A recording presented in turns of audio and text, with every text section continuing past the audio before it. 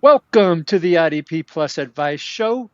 Today we're going to continue with our IDP news and notes from training camp in the preseason, as well as our division by division look, the third and the fourth series. But with that, let's go ahead and get started.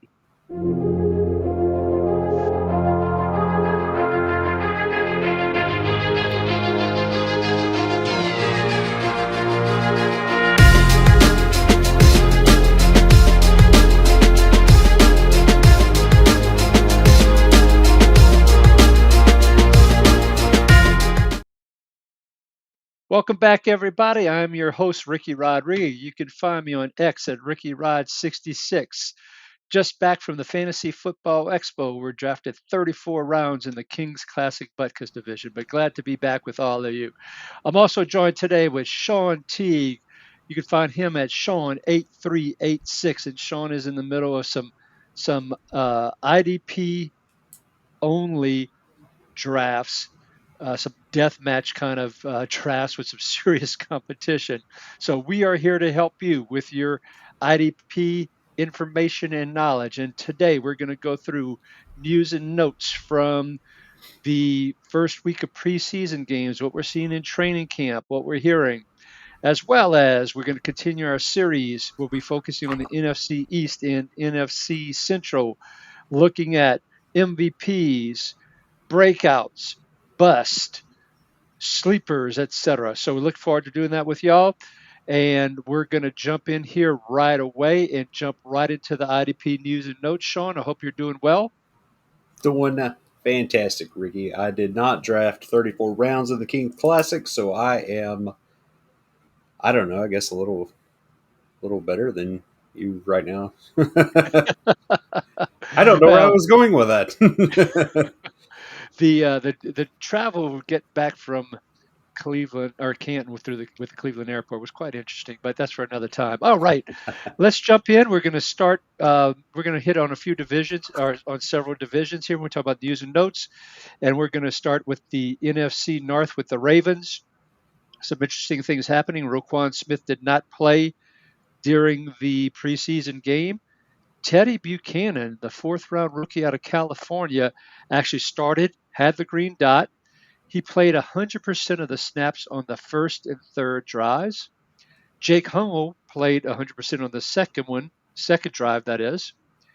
Trent Simpson, who we've talked about quite a bit on these past shows, played 100% of the snaps on the first three drives, and he continued later in the game. Now, to be honest, I didn't track exactly when he left the game, but he played for quite a while.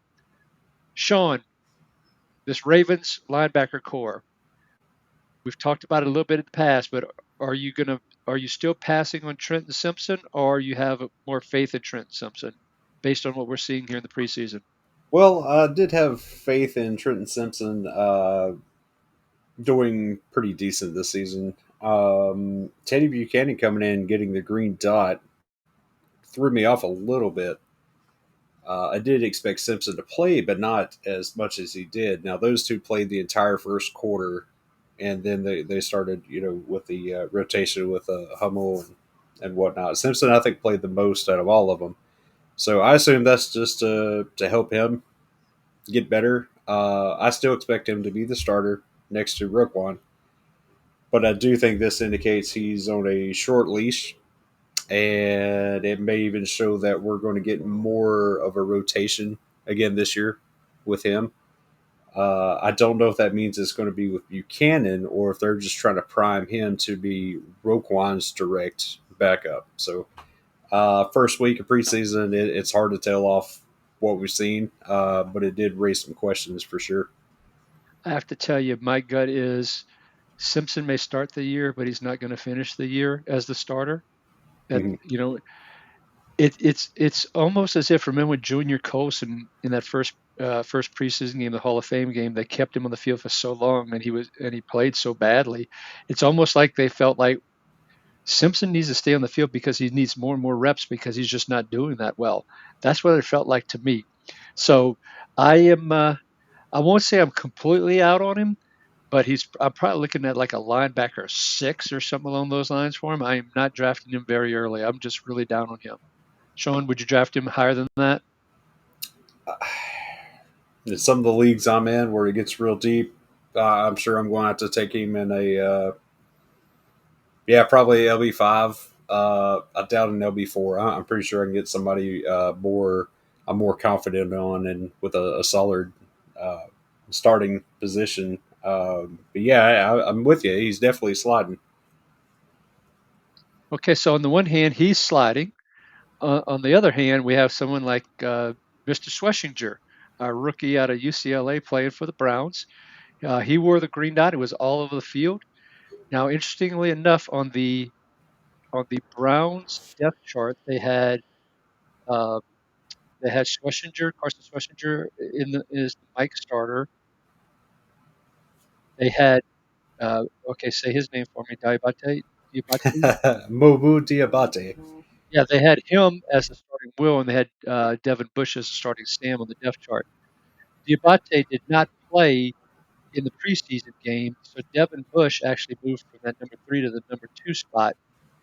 And he both Schlesinger and Bush played 100% of the snaps on the first 2 drives.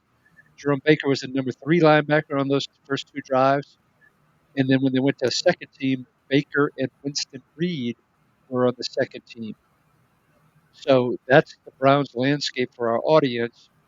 Carson Schlesinger, has he moved up to the low end linebacker ones for you yet, or are you still treating him as a a higher end linebacker two?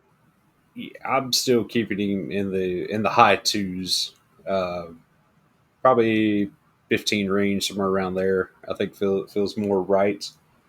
Uh, I'm curious what they're going to do with Diabate here because he's just kind of average, I guess. There's nothing really He was a special. UDFA. Yeah. If, Um, and I keep forgetting Devin Bush is on the Browns, if I'm being honest. So every time I see his name, I'm like, wow, he's still around. And with all the field troubles he had during the offseason and all, I'm thinking he's going to be the number two with Schweschinger as long as he's allowed to be on the field and whatnot. Um, I think Diabate will be that third guy. I'm with you on that. I think Bush becomes that number two. I am right there with you.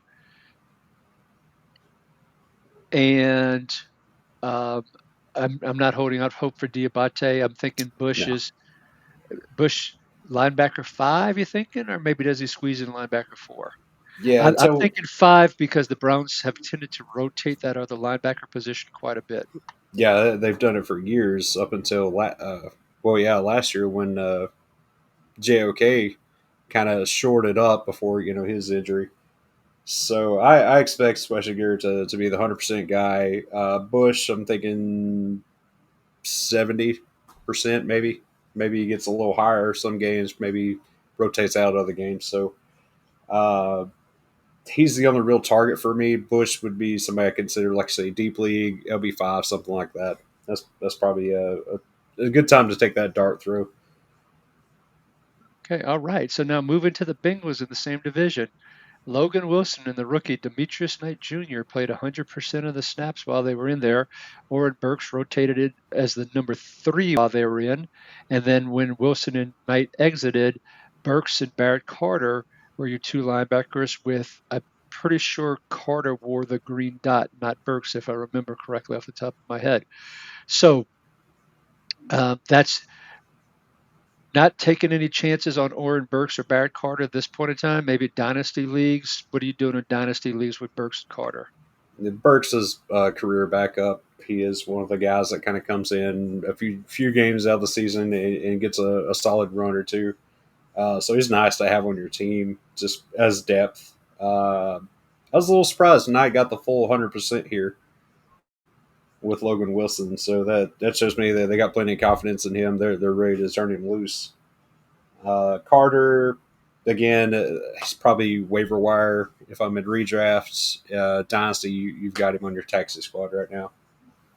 Yeah, I agree with you with Carter on the taxi squad for Dynasty. Now, with Logan Wilson, there's a lot of different opinions on him. Some people have him as high as a top 7 linebacker that I've seen in rankings, and I've seen him all the way down to low linebacker 2, and I'm guessing that's because of injury Uh, concerns potentially. Where would you stack him up there, Sean? I think I have him 10 to 12.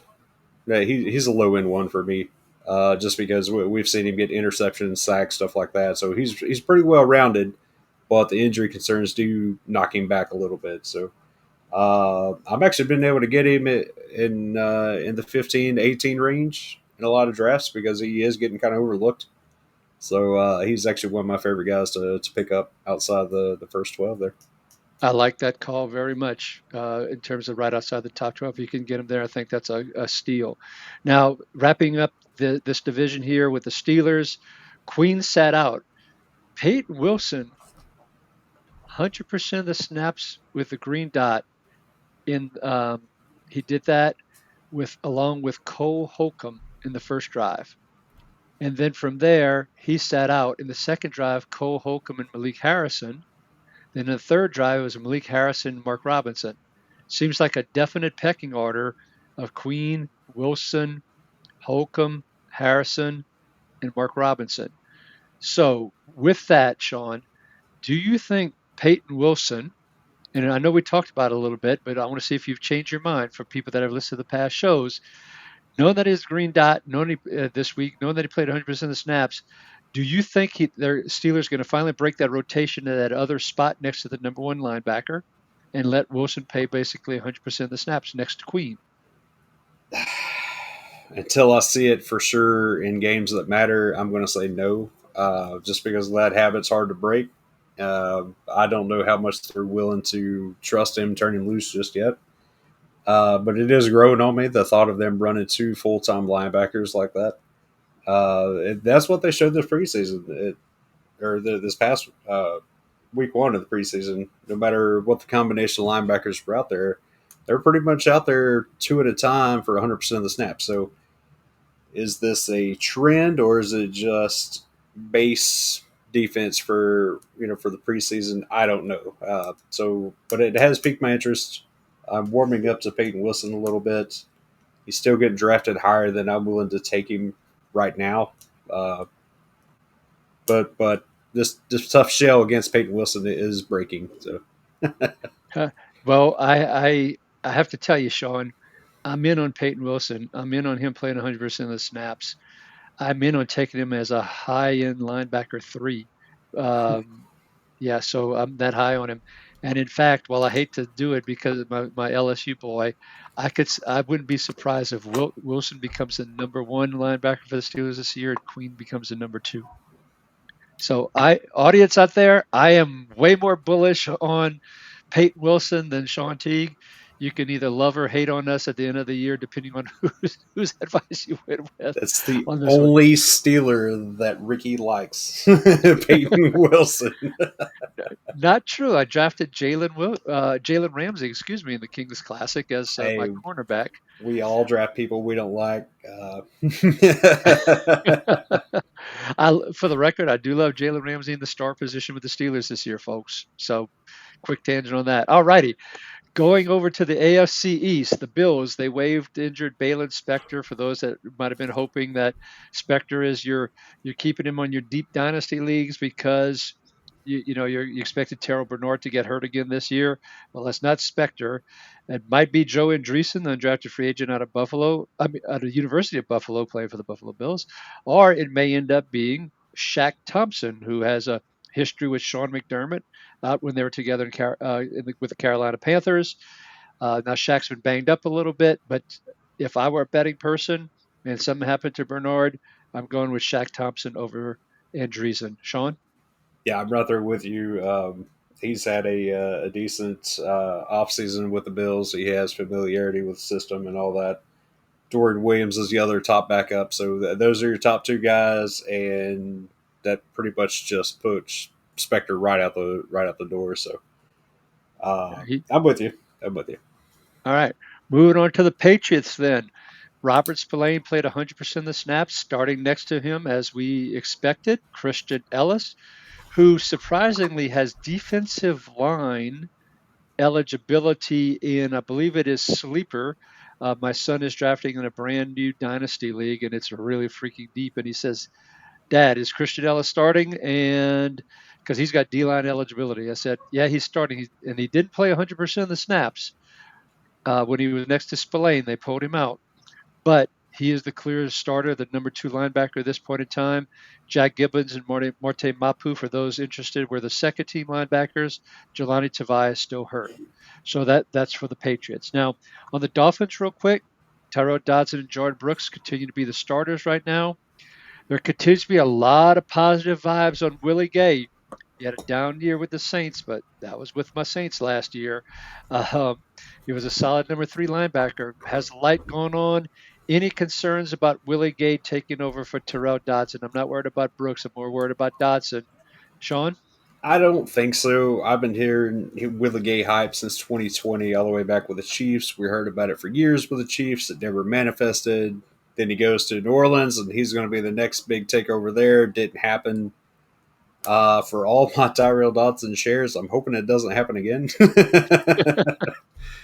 Well, I see him strictly as depth.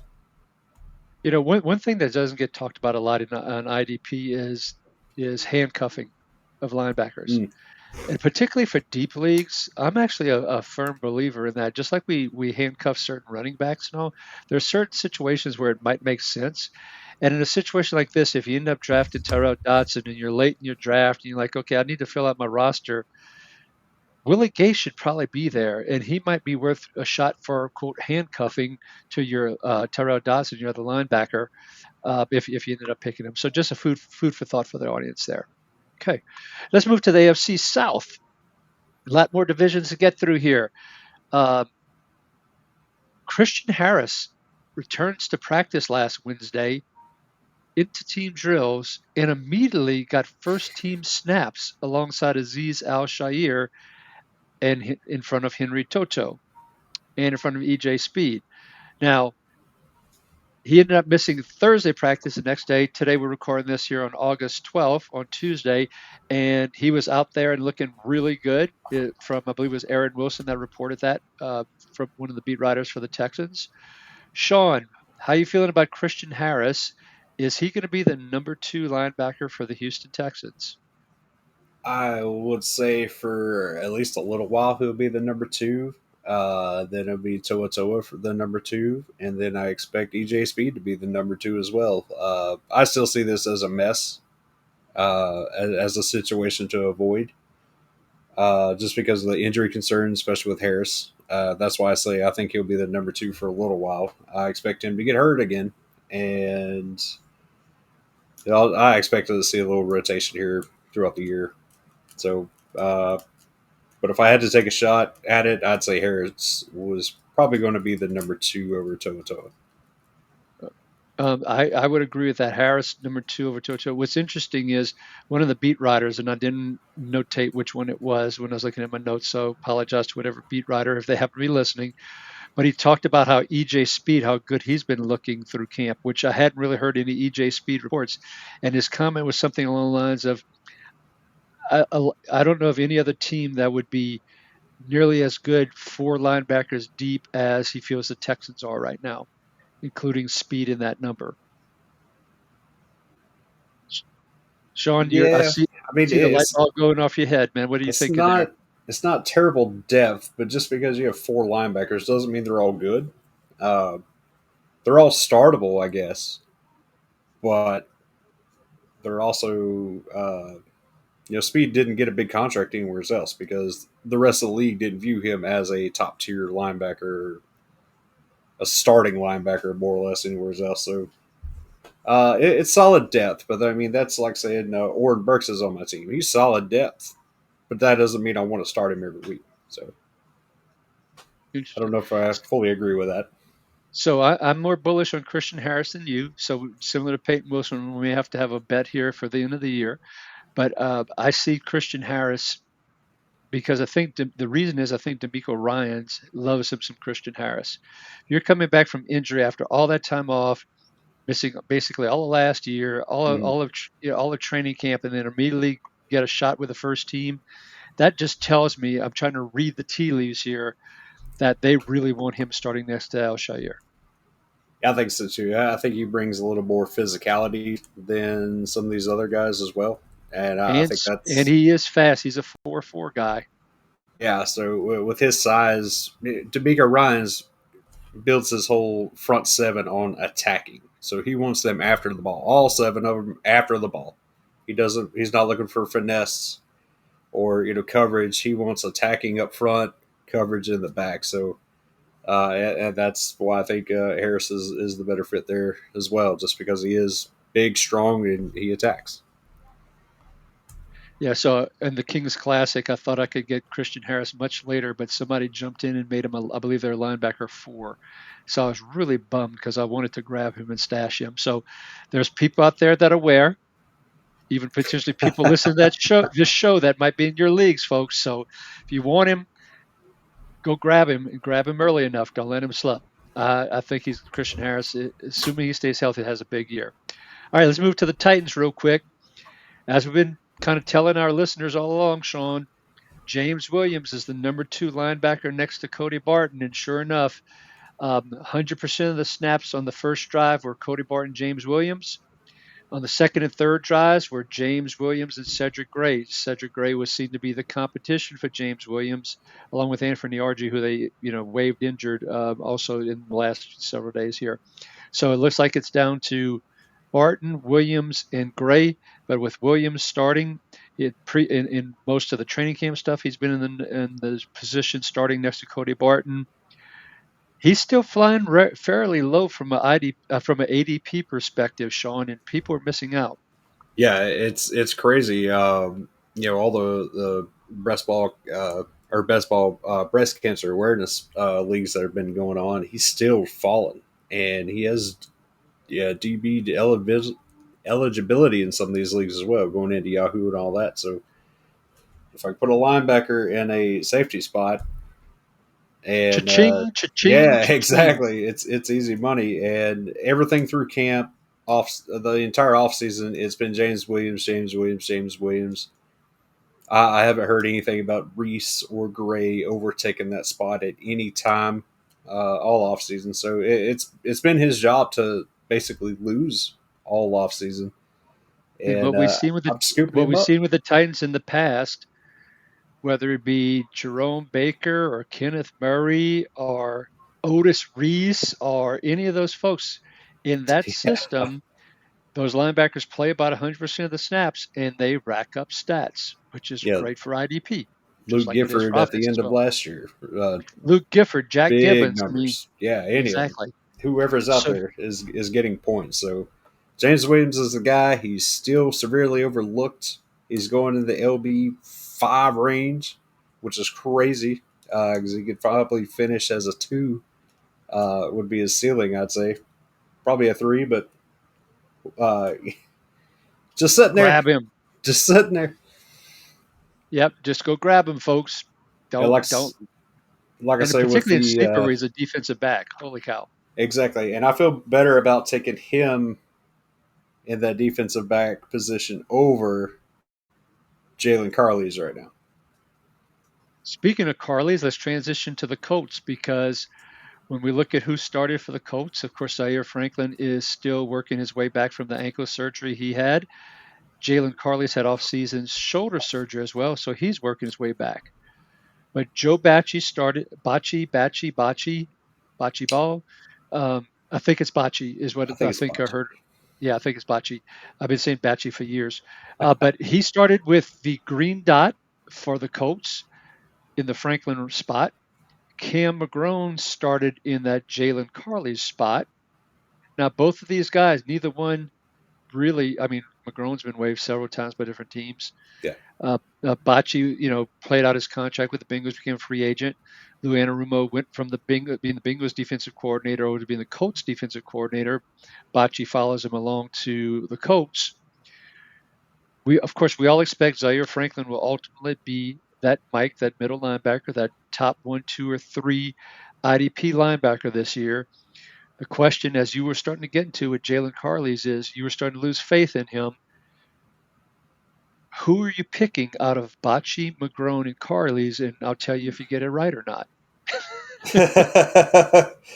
If it's not Zaire Franklin, I don't want it. That's where I'm at right now. I'm still taking dart throws on Carly as a sleeper because of the DB designations.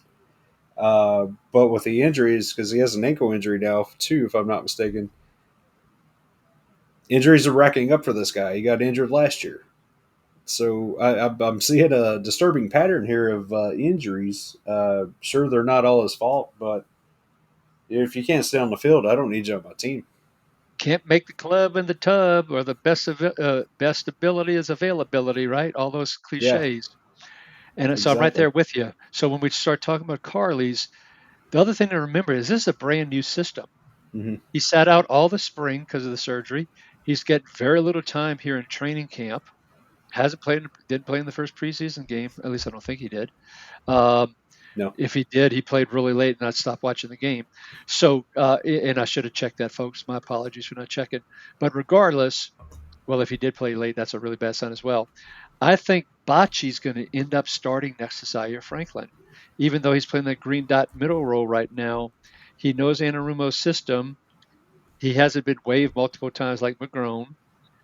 He has actually been in training camp in a lot of the Colts beat writer reports that I've been reading. He's been doing a very nice job in some of the pass defenses on deflecting passes, got an interception at one point, etc. I think he's going to step into that will position. So I would actually draft him not very early, probably in the linebacker 5 range, above both Carly's and McGrone. And if somebody takes Carly's over me, I would have been unhappy about that uh, several weeks back. But right now, I'm not losing sleep over that if that happens. You beg to differ, sir? no, I'm right there with you. We've seen Bocce fill in for Logan Wilson, Jermaine Pratt, and all them in Cincinnati years past. He's racked up some tackles. Knows the system. He's been there all off season. McGrone, like I said, has been cut several times. Yeah, I think he's the next best call. When you get down to the dart throw time, it's yeah, Bocce over Carly's. Okay, all right. So now we can switch divisions here and talk a little bit about the Raiders.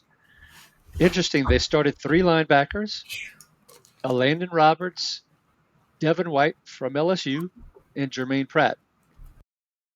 White had the green dot, and when a linebacker came off the field, everybody thought Landon Roberts was going to have the green dot. They were thinking that, wow, maybe he's finally going to play 100% of the snaps.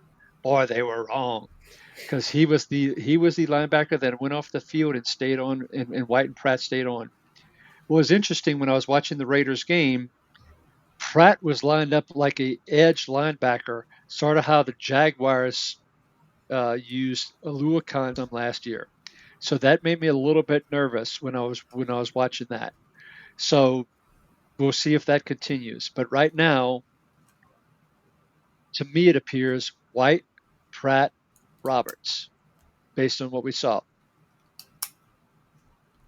Sean, Yeah, I think it was last week we sat here and debated these three guys, and we both agree that Roberts was more of a two down thumper, and there was a possibility he would be the guy coming off the field. Just speculating last week, and that's exactly what happened. So if you're not well, on the that's why y'all listen to us, yeah, folks. Our sometimes crystal we get balls are it pretty. right. Yeah, exactly right. uh, Sometimes our crystal ball isn't so foggy. We yeah, got that we, one we right, exactly. talked about Devin White, Jermaine Pratt being the two most well rounded, all three downs, and it's kind of looking that way. And depending on how much they run these three linebacker sets, as to how much we could see Roberts, unless one of these guys gets cut or traded here at the end of preseason, uh, it's looking like White and Pratt for me as well.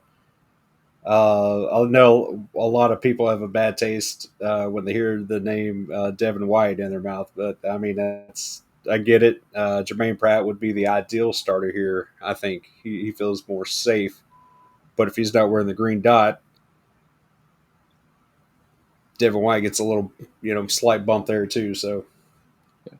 And I read in the Raider report today that from one of the beat writers that Devin White got him a sack today in practice. So I'm just hoping that, he came close to retiring. He did an interview, and his mom kind of, uh, not literally, but figuratively slapped him silly with some of her comments to him and just got him refocused and got him, he's healthy again, which has been one of the biggest problems for him. And I think he's Yeah, primed. I was thrilled to get him as my linebacker 6 in the Kings Classic. To get a green dot starting linebacker as my linebacker 6, who has a chance to do extremely well, I was thrilled with taking that shot. yeah, By and the way, that's how people view him right now. That's his value is crazy right now for what you can get him for.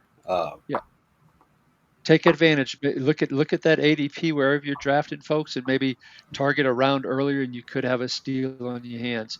As a side note, Jamal Adams and Tommy Eichenberg came in on the second drive, replacing, though they were the two primary linebackers in that situation. And Jamal Adams was very active and very effective. He looked fairly healthy as well. And I know people might be thinking this is Ricky's LSU bias, but if White or Pratt get hurt, do not sleep on Jamal Adams, who probably has safety eligibility in most leagues. I haven't most formats. I haven't checked it out. I doubt if anybody switched him to linebacker. So if one of these other folks get hurt and Adams gets some snaps, he could have a safety getting linebacker numbers as well. So keep that in mind. All right, the last thing I'll mention, Drake Greenlaw is back in practice in the AFC West. We'll move to the NFC East now. Talk about the Eagles, and boy, they had a rotation, Sean, and they are screwing with us to a certain degree, is what I'd like to say. Drive number one, Jeremiah Trotter Jr. and Smail Mondon, the fifth round rookie out of Georgia, started. We go to the second drive. We have Trotter and Jahad Campbell, the first round draft choice of the Eagles. On the third drive, they put the two rookies back in, and Trotter sat out with Munden and Campbell. On the fourth drive, Campbell did the first two snaps with Munden, and then he left the game. But then Trotter and Munden continued to play as well for a little bit longer. Campbell didn't play any snaps on the edge. So I wanted to share all of that background for our listening audience, for those that didn't get watch the game or haven't been able to read up on it, so they know kind of what happened and all. We've talked about this before, Sean. Are you still of the mindset that Jeremiah Trotter starts the season as the linebacker next to Zach Bowen? By the way, Zach Bowen has a back bruise. They're not worried about it. He should be back. But he didn't play in the preseason game. So who's going to start next to Bowen? I think it's Trotter to start the season. yeah, Then Campbell probably starts getting more and more snaps, and they become a rotation.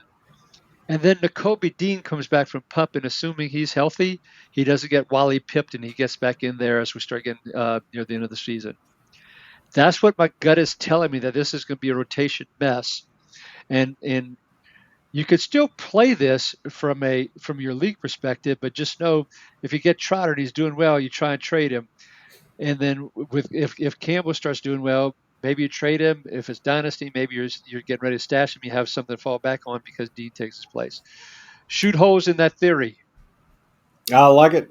Uh, I've been saying that I thought Trotter would start the season as well. It was a weird rotation for them to not start Campbell and then for him to be the first one to end the night, which usually means he would be the second linebacker in this scenario.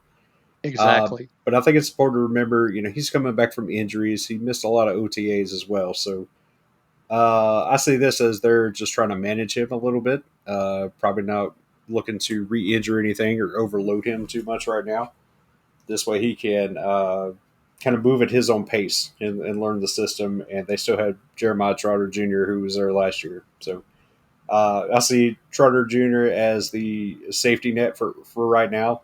And I do think he starts the season. Like I say, then I think when Campbell's more comfortable, has a better grasp on everything, fully healthy, whatever, starts to eat into that rotation with Trotter. My favorite thing here is there was no snaps at edge because I absolutely hated that idea during the draft. I thought it was a terrible idea. I didn't like it. I thought he would be out of position, much like Zach Bond was out of position much of his early career as an outside linebacker there, and used primarily as an edge rusher. So I think adding they're. to Go oh, ahead. go ahead. Go. Well, adding to my crystal ball, when Nakobe Dean does come back active, I think what's going to happen that by that point in time, the Eagles are going to realize how sharp they are in depth on the edge, and that Ojulari and Uche won't be enough to back up Nolan Smith and Jalix Hunt. And so I do think when Dean comes back, that's when you can start seeing Campbell play a little bit more edge as well. Which I'm thinking this is our season is going to be about over by the time all that happens. Is my guess, unless there's significant injuries where they have to push Campbell outside, then we can start seeing Trotter in this more again. So it's Zach Bond or nothing here, much like the Colts for now, where it's Zaire Franklin and nobody else for me. This is Zach Bond and nobody else. Okay. Except for in deep leagues where you take a shot on some of these guys really late. Yeah. Okay. All Super right. deep leagues. Let's go to the Cowboys real quick. Jack Sanborn, who came over from Chicago following Matt Eberflus over as the defensive coordinator with the Cowboys now. I have to admit, I've had a hard time getting on this train. Sanborn's been wearing the green dot. Kenneth Murray's starting next to him. Maris Lufau had a heck of a first preseason game, and he and Damone Clark were the number 2 linebackers behind Sanborn and Murray. I just can't get on the Sanborn or Murray train this year. I just don't think they're going to last. My Sanborn's just not athletic enough. I mean, he couldn't get ahead of Tremaine Edmonds in Chicago or T.J. Edwards. I mean, if you think about it, I know they played those guys big money, but still, when you're at risk of losing a job like Eberflus was, you would have probably played your best players, and he couldn't get ahead of those two. I when I was building my draft board for the Kings Classic, I moved them to like the 50 early high 50 range to make sure I wouldn't pick them. You know, if they were still there after a period of time as a number 5 linebacker, great. But I certainly wasn't going to reach for them, and they obviously went way before I picked them. Any love for Sanborn or Murray from you? Because I am out on these two. I do not want them on my team. I have taken shots at both in best ball, and that's late in the draft because both these guys are sliding down. They're in the Devin White range actually. They're all down there real low on the ADP in these best ball leagues, and so I've been taking a dart throw at either one, just whichever one I kind of felt like at the time. Um, yeah, they're both kind of just decent starters, but they're nothing special. Sacks, interceptions, all that. Uh, I I Maybe they think when rack up a over bunch of tackles. I think when Overshown comes back in November, by that point it's going to be the Overshown and Lufau show with Sanborn as the number 3 linebacker. That's what my gut tells me is going to happen. That Murray will be on the bench and Sanborn will be the number 3. I wonder if the Cowboys, depending on how their season is at that point, if they're out of the playoffs by the time Overshown can come back, if they just shut him down and just not bring him back at all this year. I think Personally, that'll that's be what I would do. I think it'll be too early in the process for them to be out because he is expected to be back early in November, which would be like week 8, 9 kind of time frame, Mm. roughly. So, and they're going to be looking for a boost to help them for the playoff run. So I think Overshown plays. If he comes in and gets hurt again and we never see him again, that's terrible if that's how it plays out. Oh wow, man! Don't be jinxing them. That's terrible, Sean. I'm just, how many times does stuff like that happen? Too many. Oh boy. All right, Sean's being all negative on Overshown. I'm not there. I don't think they'll bring him back unless he's healthy enough. All right, so real quick, folks, we're gonna, in the interest of time, the Packers. In case you didn't see it, McDuffie started in place of Quay Walker. But when all said and done, is Walker and Cooper will be your starting linebackers for the Packers. McDuffie will be the number 3 with Isaiah Simmons at the number 4 linebacker spot, Hopper at number 5. We're going to hit a couple of NFC South teams right now, the Bucks. So, Sean, Servasia Dennis and Deion Jones. It's another LSU Tiger. They're just everywhere, man. Uh, but those two, started with Levante David not playing. Bose, prior to, at some point last week, prior to the first preseason game, spoke very highly of Deion Jones. Servasia Dennis was like a 5th-round draft pick. Who's starting next to Levante David? Dennis. He's had more time in the system, even though he got hurt last year. I think you go with the youth here. You keep Jones as that veteran depth if you need him.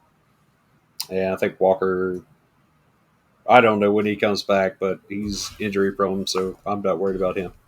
Yeah, and Anthony Walker, I didn't even bother bringing him up. He's still on, what is it, PUP or Pup. NFI or whichever it is, kind of thing. Yeah, he's Uh, Still hasn't practiced, so right. he's at age 30 right now, so we're not worried about him impacting this. So, and I'm with you on Servasio over Deion Jones. Okay, Panthers, Rose Boom and Trevin Wallace both played 100% of the snaps on the first drive. On the second drive, Rose Boom once again played 100%. Wallace played 3 of 4 snaps. He plays, which means he plays 75% for those that are math challenged.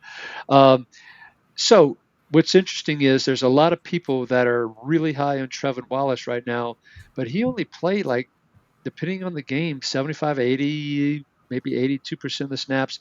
I have him much lower on the board from an ADP perspective than or on my draft board versus ADP, I should say.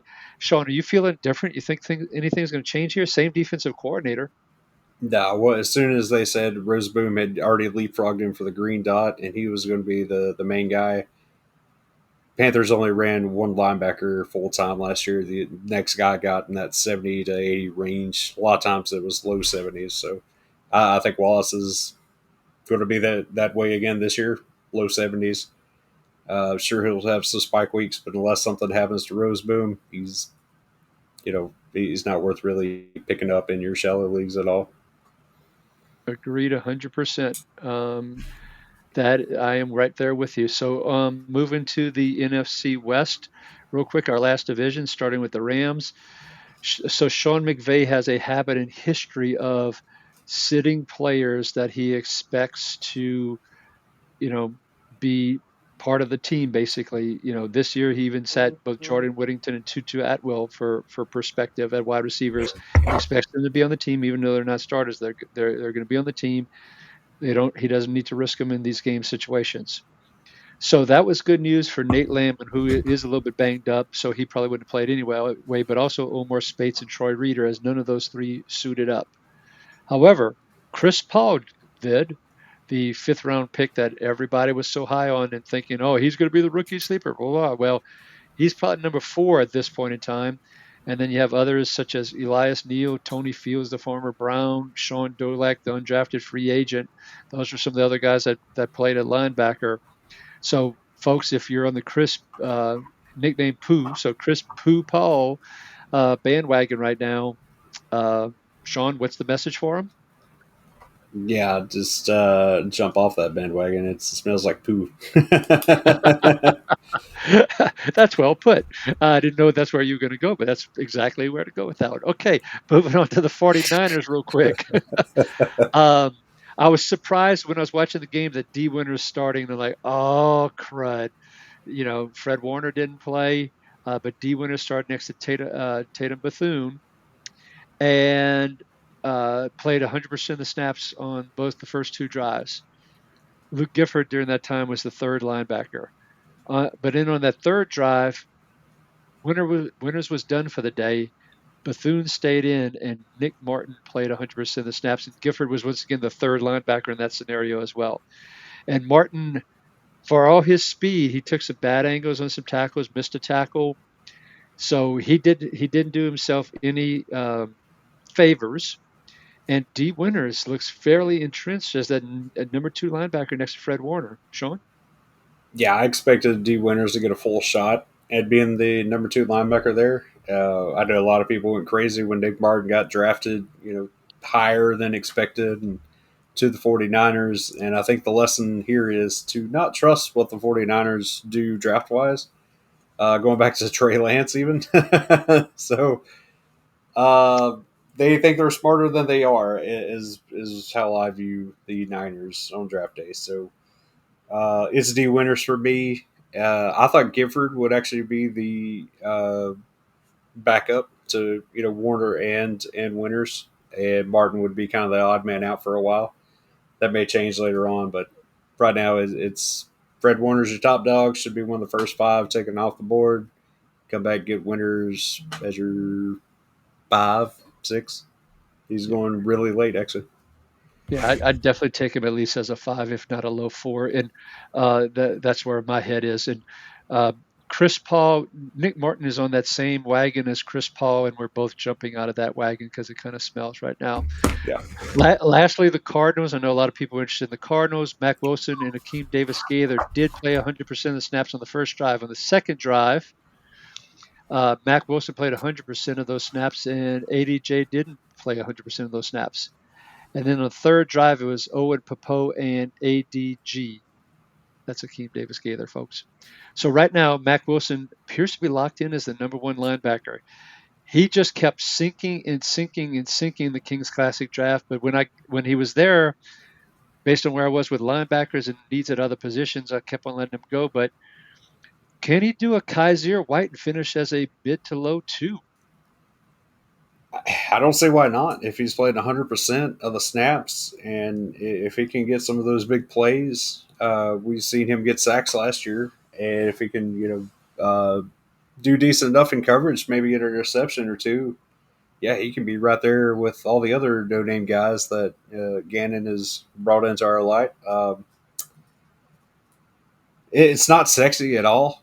It doesn't feel right, but that's the way of it. It's just like the Panthers. There's only one full time linebacker in this system right now, and that's Mac Wilson. Yeah, so there's a lot of non-sexy players that could finish with linebacker 2s. There's Cody Barton. There's Christian Yeah, Roseboom. There's Mac Wilson. Mac Wilson. Exactly. So they're not sexy, but they Yeah, can put up the points. Okay. For our IDP teams, we're going to talk a little bit about defensive backs, and we're going to get to our NFC East and NFC North discussion, everybody. But we know a lot of you are getting your draft boards ready. You might have drafts that are going on right now, so we want to give you as much information as we can along those lines. So we'll spend a little bit more time here, and we'll spend a little bit less time on the previews. We don't want the show to go on too long, but we want to give you this training camp news if you haven't had a chance to stay on top of it. So one of the biggest thing with the Patriots right now, Kyle Duggar started the game for the Patriots along with Jalen Hawkins. Jabril Peppers played mostly in the slot, as a side note. But coming out of that game, Craig Woodson, the fourth round rookie of the Patriots, the first practice afterwards is in the starting lineup. Duggar is not in the starting lineup. And in fact, Duggar even did some scout team snaps. Now, if I recall correctly, you may have even had Kyle Duggar as your safety bust when we talked about the AFC East. So your take on all of this, Sean? You're going to say this is yeah. what I expected. It's not how I expected it. I expected him just not to have the production this year. I didn't know the coaching staff has no plans for him to fit their system, is what it sounds like. And there's more than one report going around that he may not make the team. So I He's don't know got if a that means trade or cut or whatever, but they're acting like you just signed a contract last year or the year before, Yeah, he's got a hefty contract that they signed. That's exactly right. and it sounds like he doesn't fit the system, and he may be on the way out. So And maybe some of the injuries are catching up with him from the past. I don't know. I really don't. Like I said, with all the new faces they brought in, I just thought there's no way he's going to be able to eat up tackles and everything like he has in the past. But he's not a big play type of guy, so he kind of needs the tackles. And I just thought he would lose production there with Spillane and Landry and Barbour coming back, and just like I say, all the additions there. But man, it's odd. Maybe they don't believe in his coverage enough. I really don't know here. Yeah, It's a hollow victory for me. well, it's interesting that he started the game and then there was this complete flip, and it's like maybe he just played so bad, and they've been seeing it during training camp. They said enough is enough. It's time to make the switch as we're hit to week 2. So, be very interesting to see what happens as we move into the latter part of this week in the game 2 for the Patriots from preseason perspective. I'd watch Uh, for a trade with his contract. it's going to be hard to trade him with that contract. I think if anything, he gets cut, and then someone else might sign him at that point in time. So we have to see what happens there. But Sure. someone I'm definitely not drafting right now. Okay, on the Dolphins, just real quick, Ifeatu Melifonwu still not in the starting lineup next to Minka Fitzpatrick. Of course, he just got activated to start practicing. Something we want to watch there. If it's not him, I'm staying away from anybody else next to Fitzpatrick. Agree, That Sean? whole secondary is a mess right now. Cater Kohu going on IR, all the changes they've had, all the turnover. It's a bad situation until we see who can really grab a hold of a starting spot here. All right, the Jags, real quick. Travis Hunter. I know everybody likes to talk about Travis Hunter. 11 of the 12, the first 12 snaps that the offense ran, he played on offense. Didn't play any defense. Then after he was through at offense, then he moved to the defense. He played 100% of the snaps there, but that was without the starters, if I remember correctly. Yeah, strictly So, second team. so if he's listed as a cornerback in whatever league you're in, and he's going to be playing that much wide receiver, he's a gold mine, right, Sean? That's exactly why I said I would not play for money on sleeper with IDP with Travis Hunter on there because it's a wide receiver at corner eligibility, and I don't like it. Yeah, unless I can get him, which and yeah, I can't because he's going higher than I want to take him. So yeah, I don't like it. He should be listed as a wide receiver, and agreed. I've been on that hill since he was drafted. Right. And so right now it just feels like he's going to play a lot more wide receiver, like maybe Yeah, 80% of the snaps, 75% of the snaps, and maybe in some nickel or dime stuff, he'll be out. He'll be out on defense. yeah. I imagine it's going to be game script. How winnable is the game? Can he go out there and make a big play if it's close? If it's out, if the game's out of hand, there's no need to put him on the field to risk injury. So I really it's kind of like putting Gronk at safety, on a Hail Mary is how I feel he's going to be played just in big situations if needed. So that doesn't mean Gronk should have been listed as a safety and tight end. All right, I'm gonna go rapid fire real quick through a bunch of notes, make sure everybody's well. Justin Wally, the third round rookie drafted out of Minnesota, who some people thought the coach drafted a little bit early, but was playing fantastic. Tore ACL, out for the year. Jalen Jones, Juju Brents have been hurt, haven't been practicing. Kenny Moore hurt his knee. Apparently, it's not season ending, but it's not clear how long he's going to be out. So, for those that are used to playing with Kenny Moore, be a little bit cautious with that one. I don't know if I'm jumping on him as my cornerback with if I had to draft right now with the uncertainty around his knee and how long he might be out. Texas side, good news, Chauncey Gardner-Johnson won't be out for the year. He hopes to be ready for week one, but once again, that's an unknown. So we're probably not jumping too high on him. MJ Stewart and the recently signed Jalen Mills are the two that kind of rotated in his place during practice today. I'm guessing because MJ Stewart has been around longer, although he's not very good, would probably be the starter in week one if there's no Chauncey Gardner-Johnson. Moving on to the Chiefs, Christian Fulton still not active. There's interesting. There's a report that came out from NFL.com talking about the fact that the reason they signed Christian Fulton was with the goal of moving McDuffie back into the slot.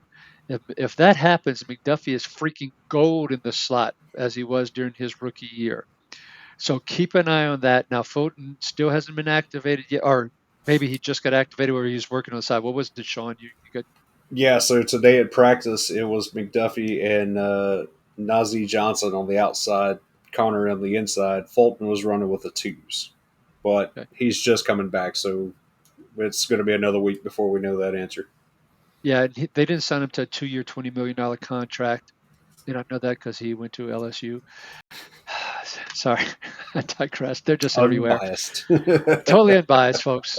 I do work hard to be unbiased on these LSU takes, folks, but they when you're giving him that money, they didn't sign him to play second string. So when he gets up to speed, hopefully before week one, that could make McDuffie an incredible freaking steal, there, folks. So there's a where lot of you need to moving play, yeah, go lot of ahead. moving parts on this Kansas City defense at the moment. Deion Bush, the depth piece at safety, just tore his Achilles, so that may be one reason they're talking about moving McDuffie inside to where they can move Jamari Connor more back at safety as well.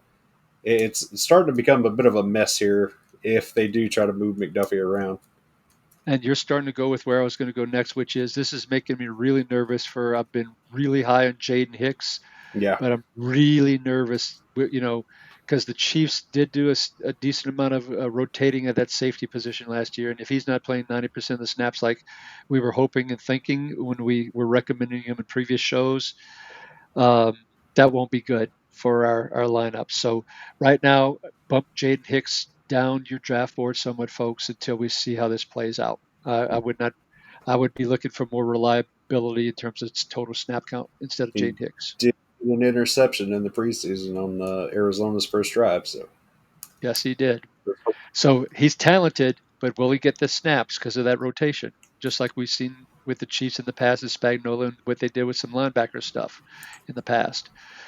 All right, the Eagles traded for Jacorian Bennett. I think this bodes very well for Cooper DeJean because there's two reasons. One is they're trying not to put him on the outside and keep him in the slot one, but also number two is they were giving him some snaps as safety, and if they can fill the cornerback role, he could potentially start at safety and then move to that cornerback slot position, meaning he's closer to 100% of the snaps. yeah, I love this for Cooper DeJean. I actually put him number one on my draft board at cornerback for the Kings Classic draft, but someone scooped him up much earlier than I was willing to do for a cornerback. yeah. That's the problem with a guy like Cooper DeJean is it's the name everybody still remembers the Super Bowl II, and you were drafting with a lot of really smart IDP guys. This is true. All right, the Vikings, real quick. Lots of positive vibes on Theo Jackson as he replaces Cam Bynum. Bynum played more of that deep role along with Harrison Smith. I think about 50% of Bynum's snaps were deep last year, and relatively. So that's one of the reasons Bynum, depending on your scoring system, scored as a low end two safety, high end three. But Theo is doing really well.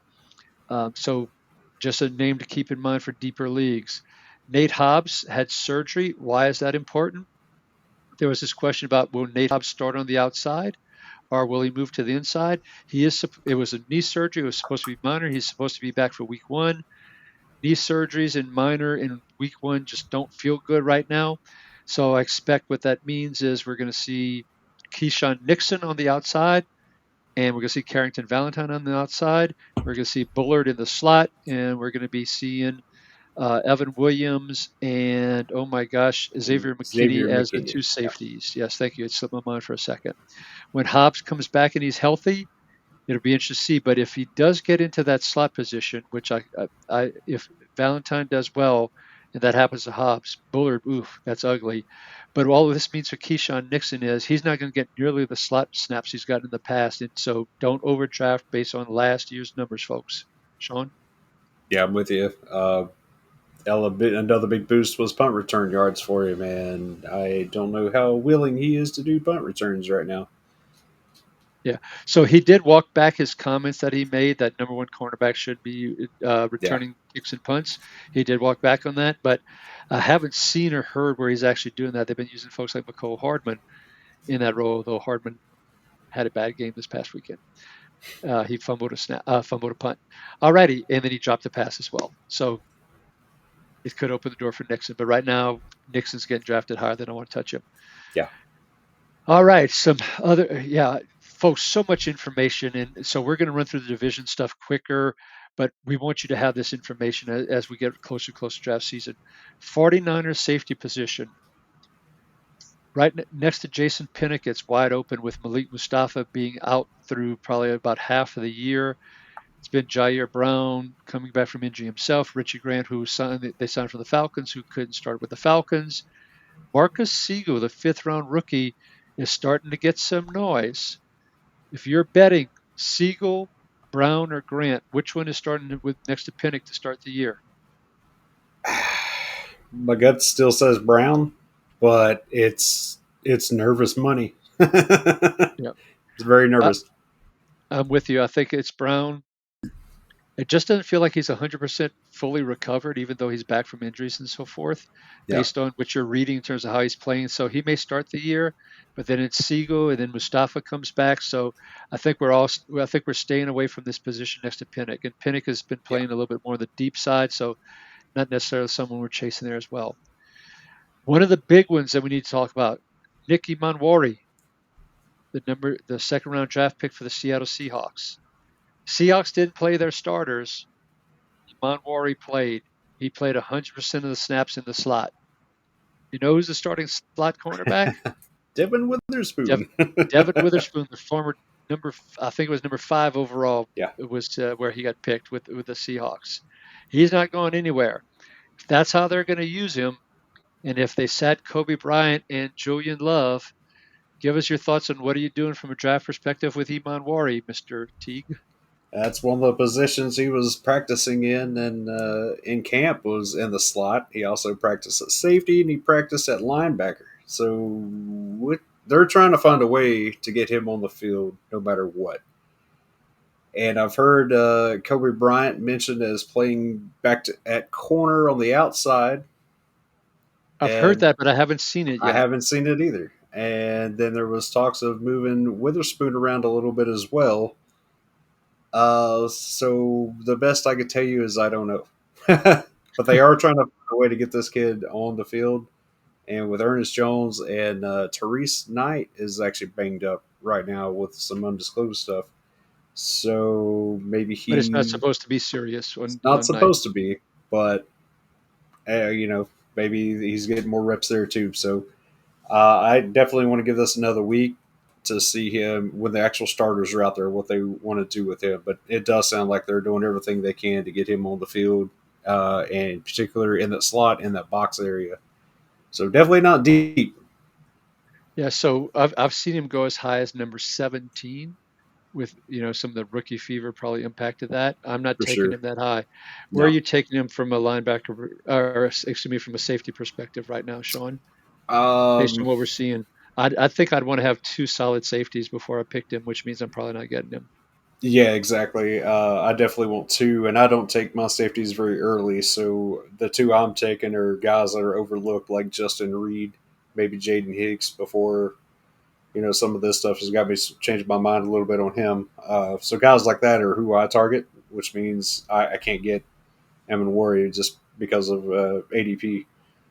Uh, but if I could get him after those guys, safety 3, 4 range, I would definitely scoop him up then. But this It's a guy's high either it's a high risk, high reward if you pick him early. it is, but this guy could be a starter or he could just be an actual just full backup. We don't know yet, but Yeah. all indications point they're trying to get him on the field. I just don't know where, and he may just move around the entire time. He may be safety one play, linebacker the next, slot the next. I really don't know. It's So intriguing. so so next week's show we'll share more with how we see things shaking out with him based on what we hear from camp and what we see in the second preseason game. So definitely tune in for that for sure. And then lastly, we're going to talk about Garrett Williams with the Cardinals.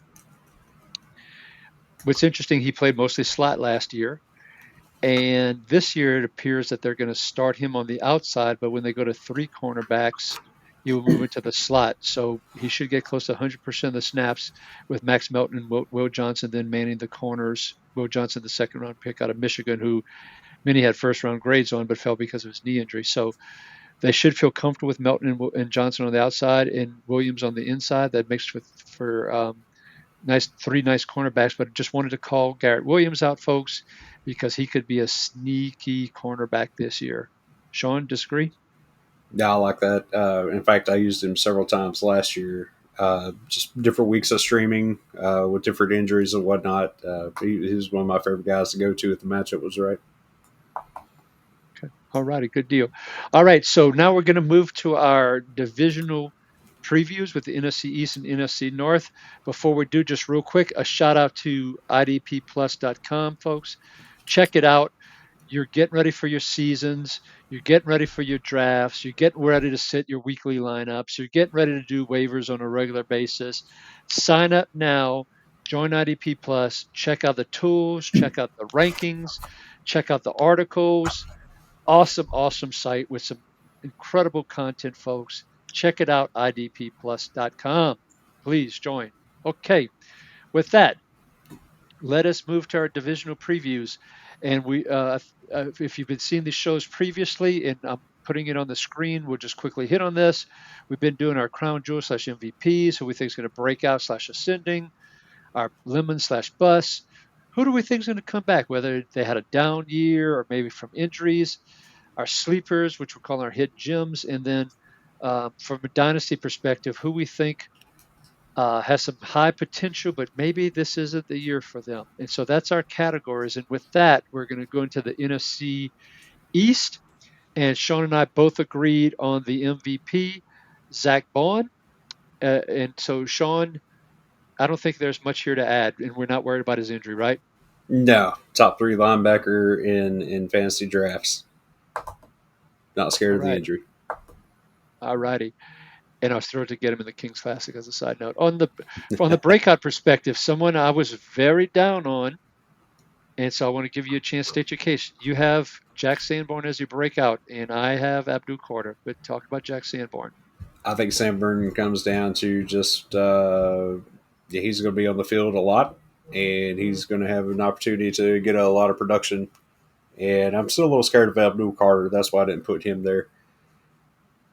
I don't like putting rookies as breakouts either because I feel like it's every rookie could be a breakout. But yeah, just from a volume perspective, I think Sanborn's got the upper hand for at least half the year. Abdul Carter's going to get 10 sacks this year, Sean. Mark it down.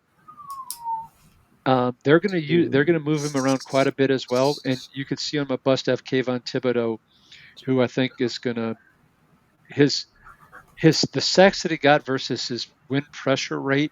Yeah. In terms of attacking the quarterback, just don't correlate.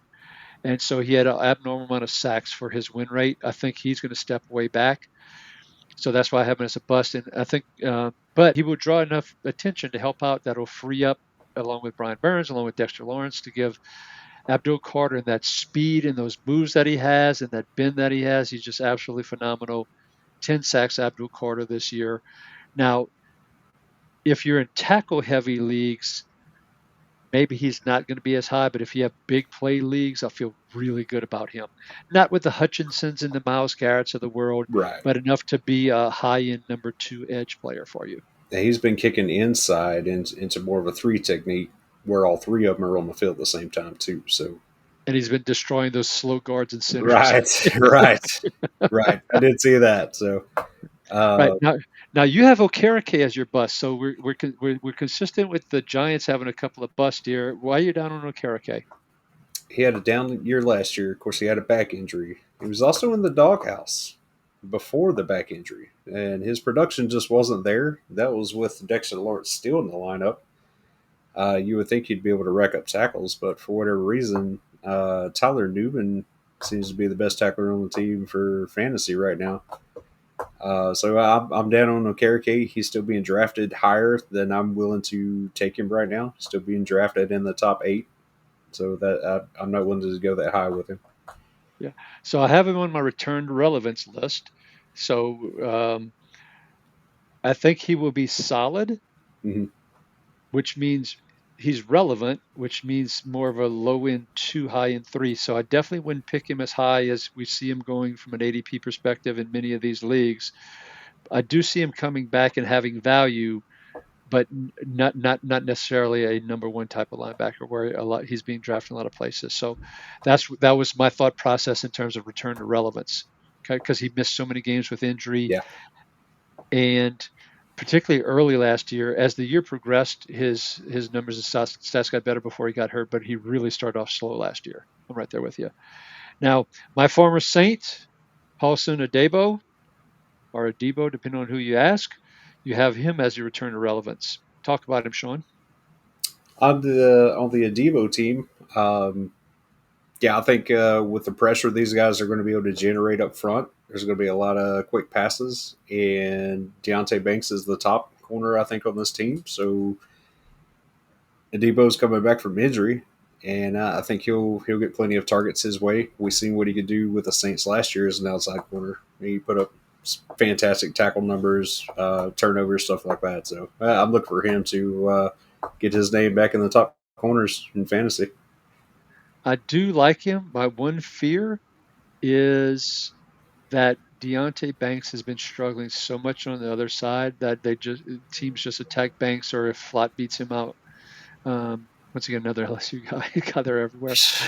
but This guy.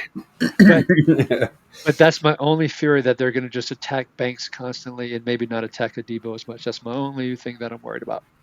We both have Jalix Hunt as our sleepers from the NFC East. Love me some Jalix Hunt. Started off very small school, started off as a defensive back, moved to linebacker, moved to edge. So he was still learning the position, but an athletic freak, who's just getting more and more education as he, moved from I believe it was Houston Baptist, now it was the college, to the Philadelphia Eagles. We both love Hunt. Anything else to add there? Yeah, he looked fantastic in the playoffs of the Super Bowl last year. I see him building on that, and they have nobody else really outside of him and Nolan Smith. So somebody's going to get some sacks. He's going to get a lot more snaps, which bodes well because he was a hustling machine and being young, and so that should help with some extra tackles as well. And we talked about in our terms of our dynasty and future breakouts. We don't see, as we talked about earlier, Jahad Campbell necessarily breaking out this year, and so, but we're not giving up on him for the future. So Right. we're stashing him, and keeping him on our bench or our tax squad or whatever. But you have Wanye Thomas, who's someone we talked about quite a bit uh, through the off season here. Why don't you talk about Wanye Thomas in terms of why you have him as a future investment, Sean? Yeah, so now he's looking to be more of the backup to Donovan Wilson. There was talks of him playing slot or even outside cornerback. So, guy's very versatile, and that's good for a defensive back, which means they can put him anywhere. And if he is going to play the slot, that means box snaps, stuff like that, up near the line tackles. Um, but yeah, he's definitely behind Donovan Wilson as far as safety goes. So maybe not this year, but I expect him to have a decent season if he does get the playing time this year.